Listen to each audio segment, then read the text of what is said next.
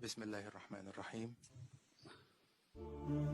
I always pictured that one day I would be speaking at this summit, and I always promised myself that whenever I got this opportunity, I would raise the first and foremost, the most important question about whenever in the Western countries people blaspheme our Prophet, peace be upon him. I always felt that the response from the Muslim Ummah, the OIC, I always felt it was lacking. The OIC owes a responsibility. Us heads of the states, we have a responsibility to the Muslim world.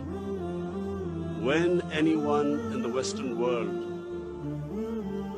blasphemes our Prophet, peace be upon him, it is a failure of the OIC that we have not been able to explain to the Western countries that the love and affection that we feel for our Holy Prophet, that how he lives in our hearts.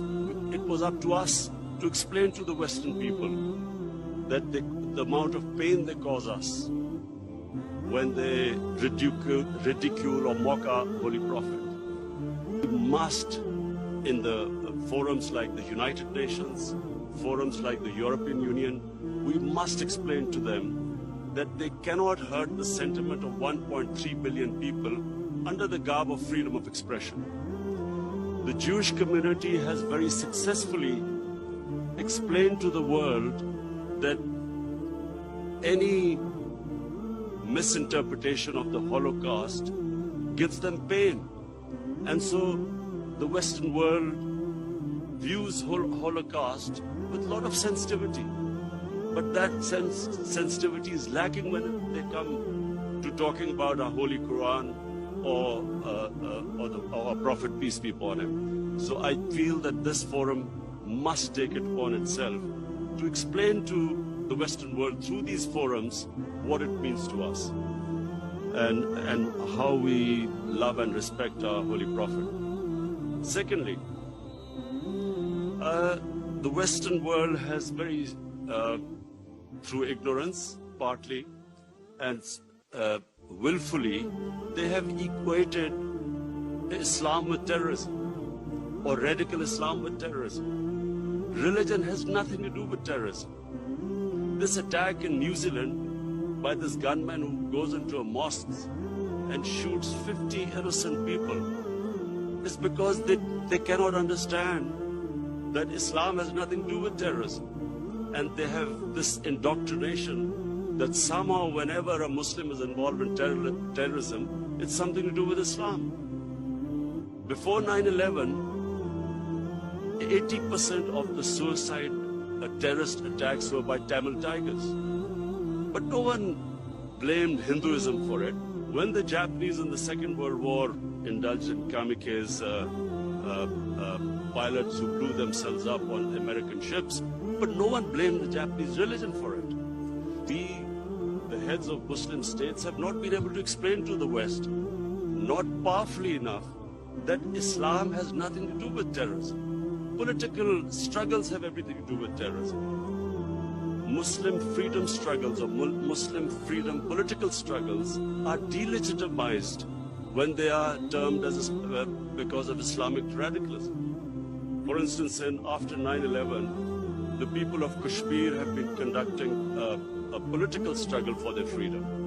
But after 9/11, it was oppressed, calling it Islamic radicalism and Islamic terrorism. Similarly, the Palestinians. After 9/11, the Palestinians were oppressed. The Israeli government used the word Islamic terrorism. So this is my second point.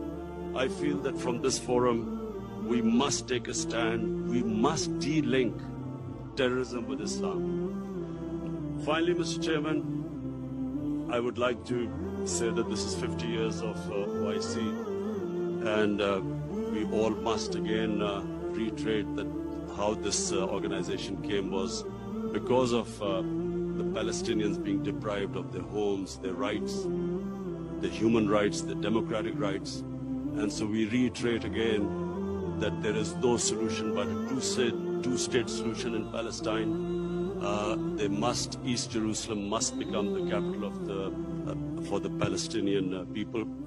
And the Golan Heights must be returned as the 1967 borders, which all the international conventions, the United Nations resolutions say so. Similarly, I feel that in Kashmir, the people of Kashmir again have not been given their right to self-determination, as was guaranteed by the world community in 1948 through a UN resolution. The people of Kashmir recently have suffered a lot of oppression, and I do feel that us as a body, the OIC, must stand with the oppression that is going on in the Muslim world.